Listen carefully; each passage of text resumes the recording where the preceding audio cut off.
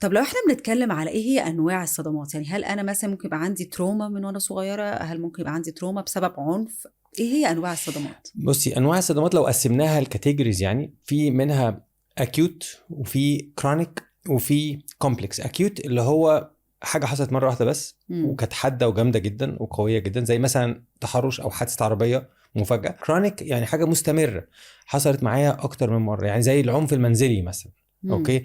او التحرش المستمر من حد من افراد الفاميلي مثلا. الكومبلكس اللي هو صدمات مختلفه حصلت في على مدار العمر المختلف بتاع البني ادم. مم. تمام.